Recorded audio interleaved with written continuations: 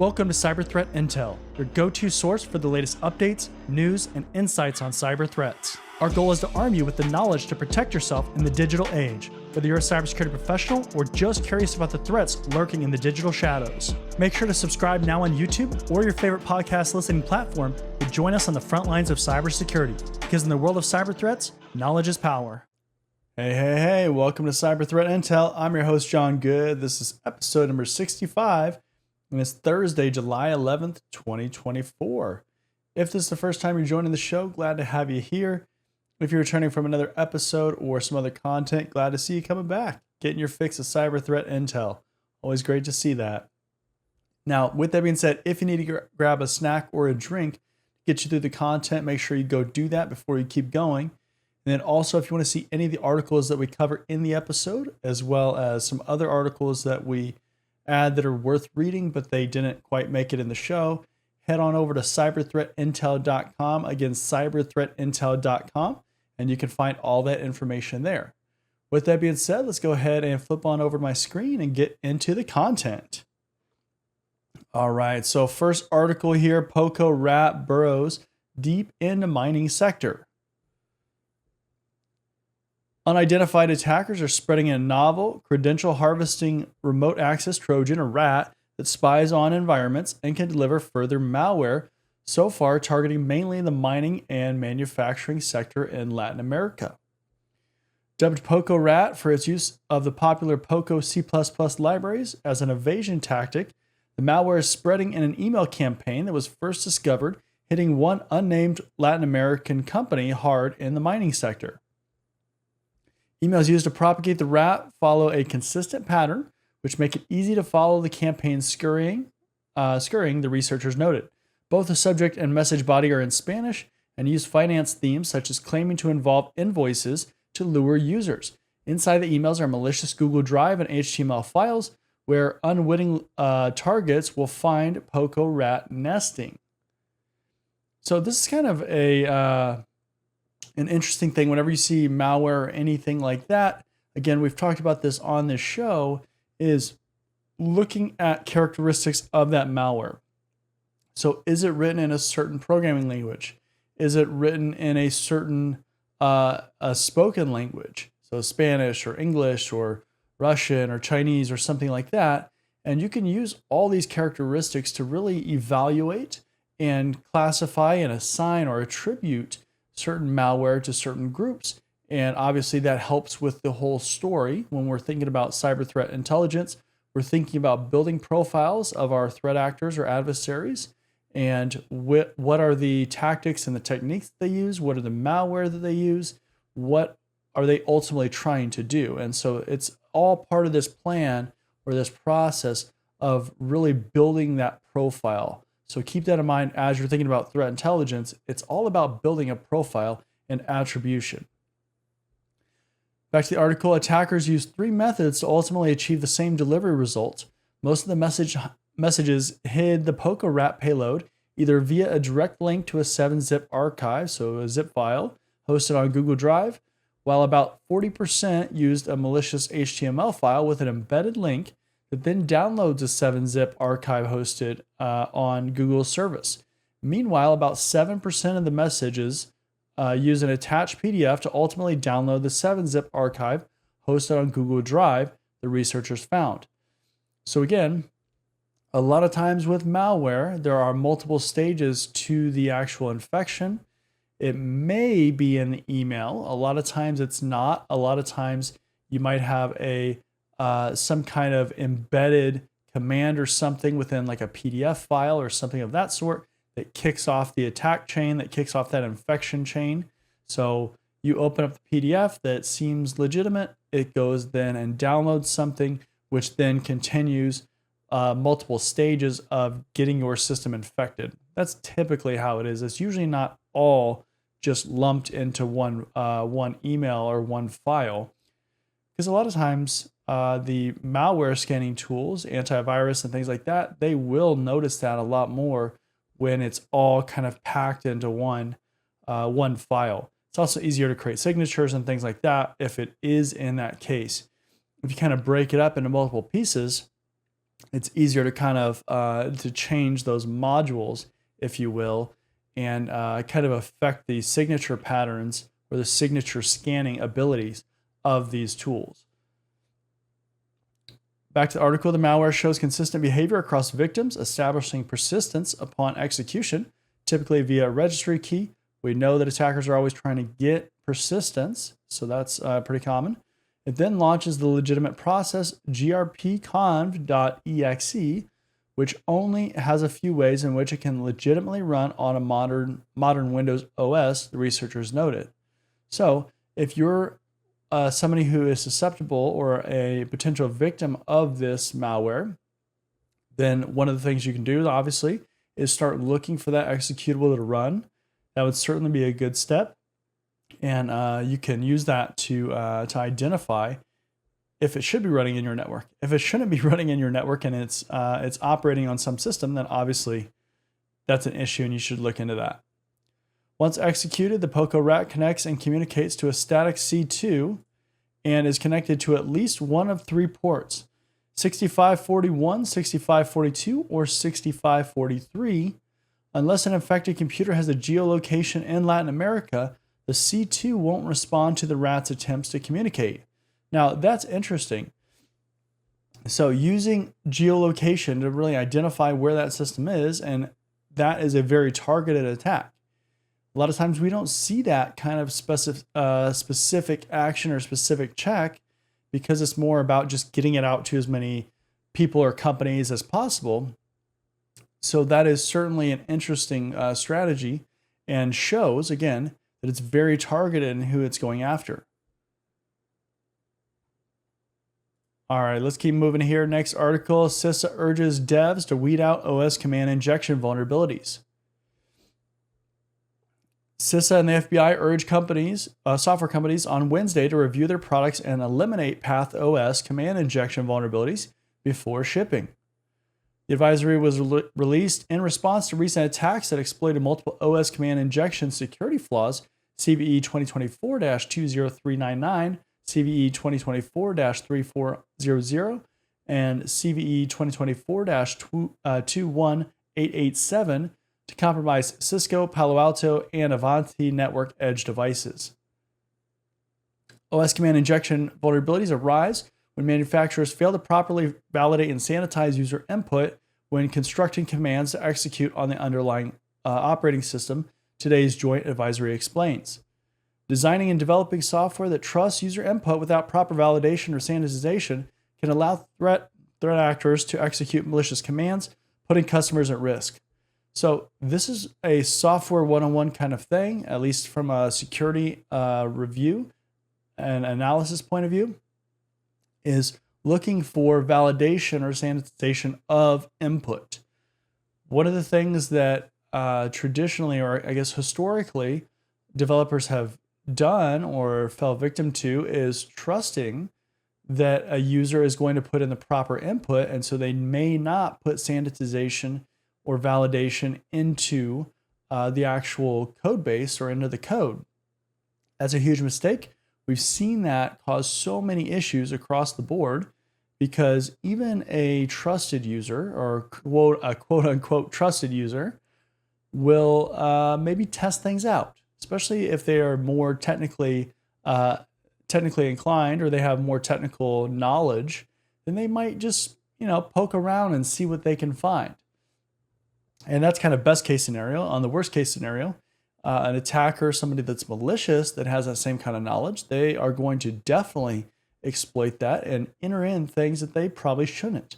Whether that is to gain information or actually execute different commands or things of that nature. It's one of those things. You cannot trust your users as a developer. You have to make things to have guardrails and restrictions in place so that they cannot do things outside of what's expected. CISA advises developers to implement well-known mitigations to prevent OS command injection vulnerabilities at scale while designing and developing software products.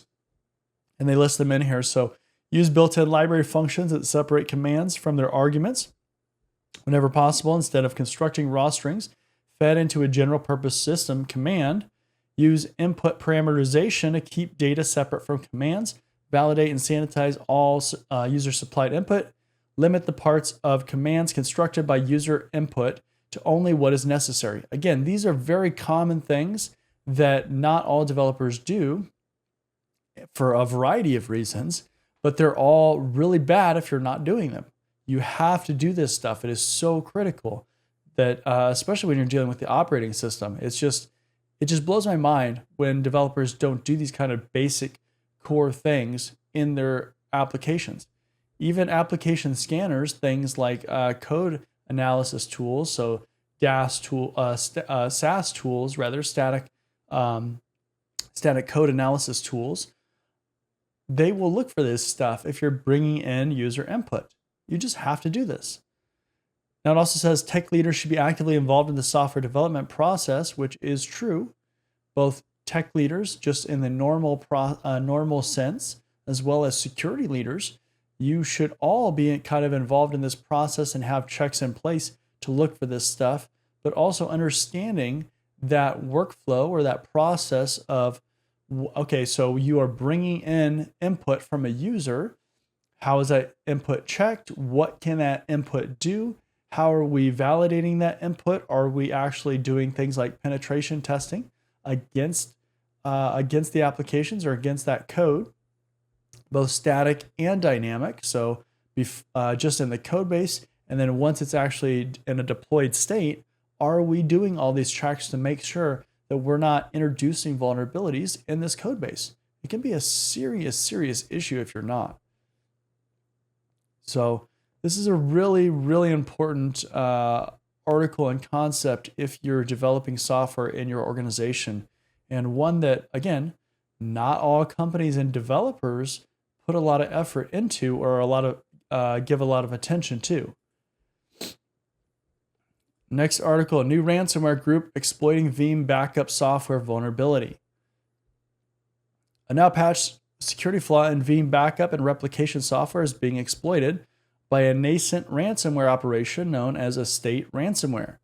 Singapore headquartered Group IB, which discovered the threat actor early in April 2024, said the modus operandi, the MO, involved the exploitation of CVE 2023-27532 with CVSS score 7.5 to carry out the malicious activities.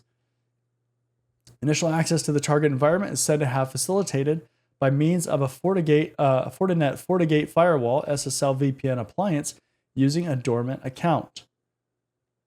Before the ransomware attack, there were VPN brute force attempts noted in April 2024 using a dormant account identified as ACC1. So I'm not sure if it's actually account 1 or it really is ACC1. Several days later, a successful VPN login using that account was traced back to the remote IP address 149.28.106.252. Next, the threat actors proceeded to establish RDP connections from the firewall to the failover server, followed by deploying a persistent backdoor named servicehost.exe that's executed daily through a scheduled task. Subsequent access to the network was accomplished using the backdoor to evade detection. The primary responsibility of the backdoor is to connect to a command and control or C2 server over HTTP and execute arbitrary commands issued by the attacker. Again, when we're talking about malware, we're talking about attack chains.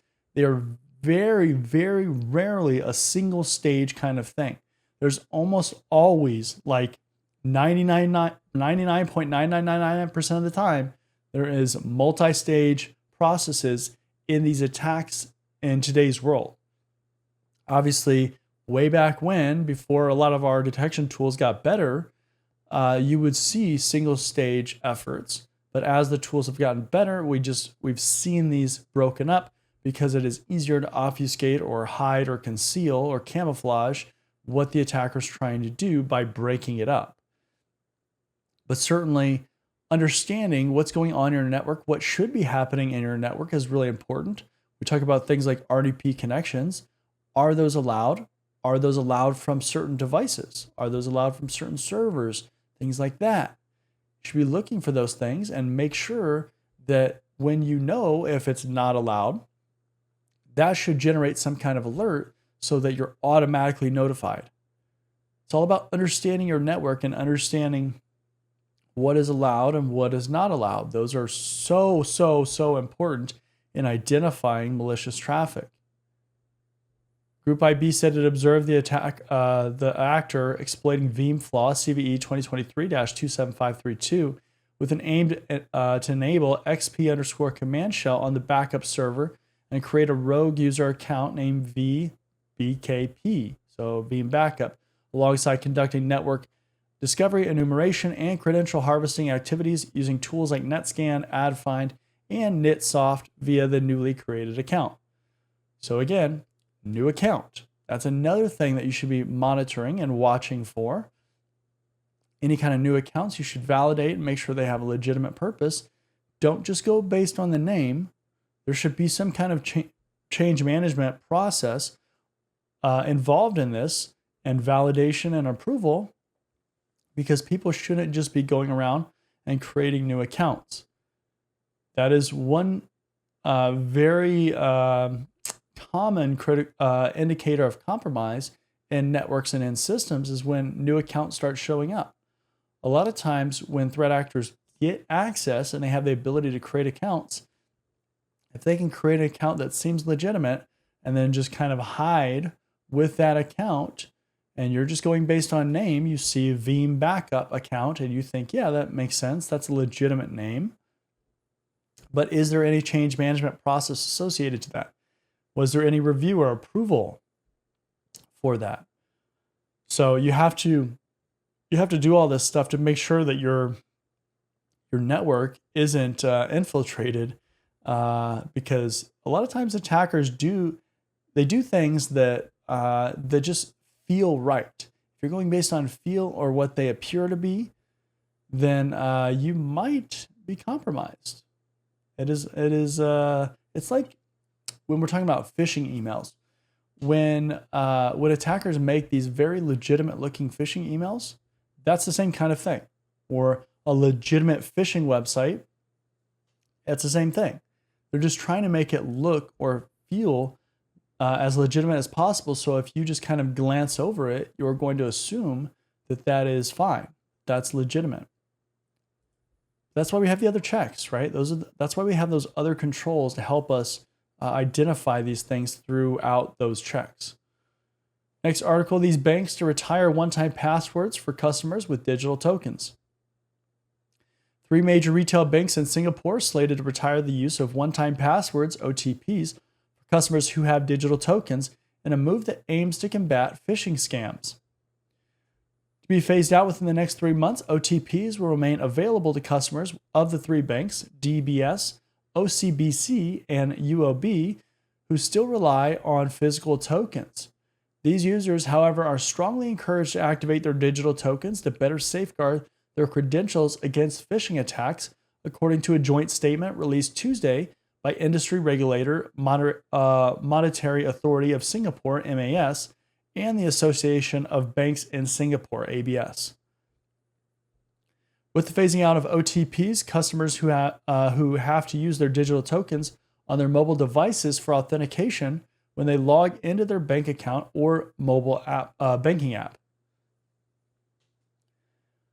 Retiring the use of OTPs will enhance the user authentication process and make it more difficult for scammers to access customer bank accounts and funds without customers' explicit authorization through their mobile devices.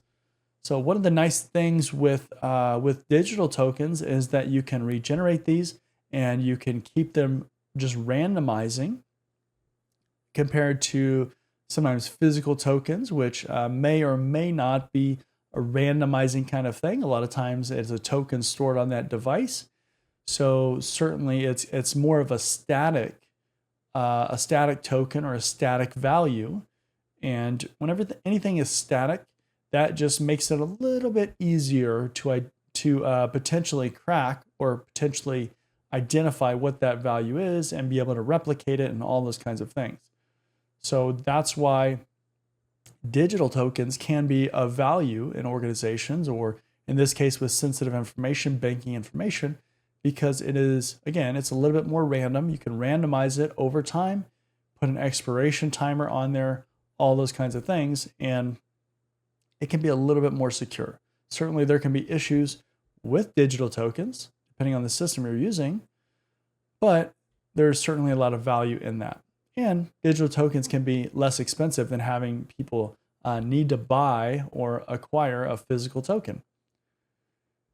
Phishing attacks were among the top 5 scam categories last year in Singapore, accounting for $10.52 million in US dollars, or $14.2 million in Singapore dollars, whatever the abbreviation is, lost through these scams, according to Singapore Police Force SPF Annual Scams and Cybercrime 2023 report.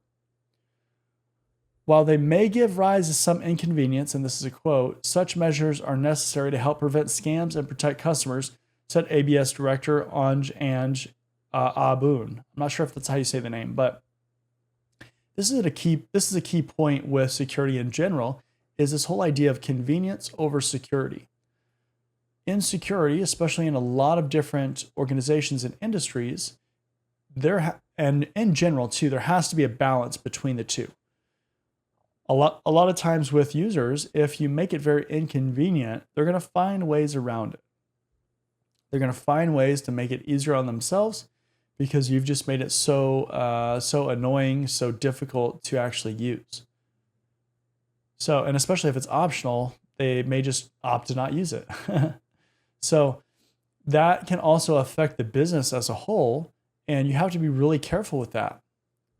Now, some industries, some organizations are going to lean more on the side of being more secure, and that's okay. If that supports their business objectives, what they're doing, the sensitivity of the data, that's okay, right? It's a business decision that has to be made. Some businesses are a little bit riskier as far as the amount of risk that they're willing to take. Their risk appetite is higher, and so they are going to favor convenience over security, and that's okay too. But as a security professional, especially, you have to understand what your risk appetite is in your organization, and you have to understand the strategy that is going to support that and how you're going to go about that in order to continue to secure your organization appropriately. Not all organizations or industries are going to act in the same way or support security in the same way, or want to support security over convenience. Some will support convenience over security. So again, it's just about understanding the business, the objectives, the risk appetite in your organization. All these things are going to drive the decisions that you ultimately make, and they should. Because at the end of the day, it's a business first, and the security has to support those business objectives. Next article, Australia instructs government entities to check for tech exposed to foreign control. Yes. Australia has instructed all of its government entities to take stock of their entire technology estates and identify any assets that could be controlled or manipulated by foreign states. It comes as the country addresses a growing number of hostile state and financially motivated cyber threats, with the Australian Signals Directorate, ASD, this week also warning that a state-sponsored Chinese hacking group has repeatedly targeted Australian networks. This is talking about what it includes. This includes any hardware or software or information systems such as mobile apps and as a service offerings, as well as hosting platforms and enterprise systems that stores, processes, transmits, or transforms official or security classified information. So this is not uncommon, especially with governments. This whole idea of really focusing and honing in on who your threat actors are, and especially when it's nation states. With governments, obviously, they have to be really concerned with nation states and them trying to infiltrate their networks.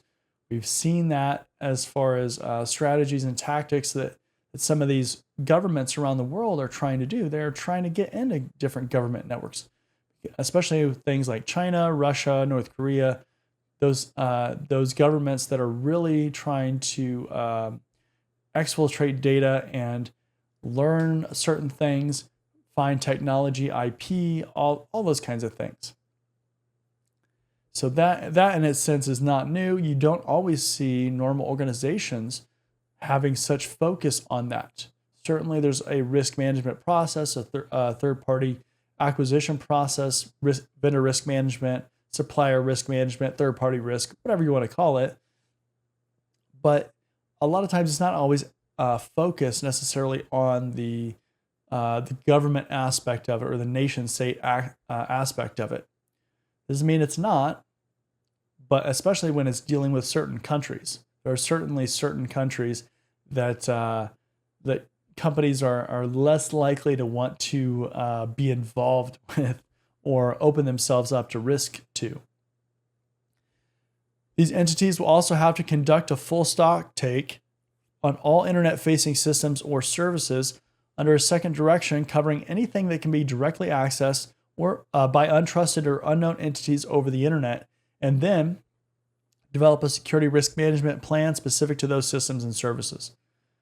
So tailoring those risk management efforts for those specific systems. Again, this comes back to a greater risk management strategy and identifying risk associated to your organization, to your network, to your application software, all that stuff. So you will not have always a blanket approach across your technology landscape. You will a lot of times have more focused risk management efforts if things are riskier. It's just how it is. Third direction requires all government entities using threat intelligence sharing platforms to be working with the ASD by the end of the month and connected to the agency's threat intelligence sharing platform. So they're trying to beef up their countrywide threat intelligence sharing platform, which makes sense in a lot of cases because then they can make sure that everybody has the information that they need, and that as a government they can understand what threats that their companies in their countries are facing. Obviously, there's pros and cons of that approach, but we are seeing a lot of countries go to this kind of shared intelligence sharing platform. The new cybersecurity directions are the first issued under the Protective Security Policy Framework since April 2023, when Australia banned the installation of TikTok from government devices based on the security risk presented by that application. So I guess we can all kind of thank TikTok for this, because TikTok has really amped up our focus on applications and services that are offered by companies that are somehow connected to governments. Before, we weren't as focused on it. We did focus on it in some senses, especially in some verticals, government, military, things like that. But TikTok has made it front and center. And we're not going back because there's just so much risk with that. And we're just seeing, especially certain governments, really try to leverage companies and force companies that are under their control or that are in their country, that are founded in their country or based in their country, to allow them, either by law, by force, whatever it is, to give them access to what they are wanting. So that's a huge risk for the rest of us, and it'll be interesting to kind of see how this plays out over the next 10, 20 years, because I think it's just going to get worse and worse for governments that are trying to exploit this. And hopefully we continue to get smarter and improve the process and what we're looking for, just in a general sense, not just in Australia, because I don't live in Australia, but I'm in the United States. But I think this is going to be something that across the board is just going to be something that we're focusing more so we can combat some of these threat actors. So with that being said, that's the last article for today. This is Cyber Threat Intel. I'm your host, John Good. We're in episode 65 here, and this is Thursday, July 11th, 2024. Again, if you want to see any of the articles that we covered in the episode, head on over to cyberthreatintel.com. Again, cyberthreatintel.com. And with that being said, we're going to go ahead and wrap it up for today, and I'll see you in the next one. See you later. Are you tired of overpaying for cybersecurity training? Are you interested in training from industry professionals? Are you looking for cybersecurity career services? If you answered yes to any of those questions, then cybertrainingpro.com is the perfect platform for you.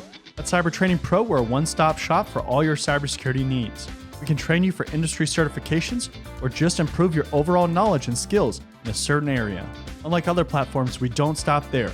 We can also coach you throughout your career, practice your interview skills, or create a high-performing resume with our career services.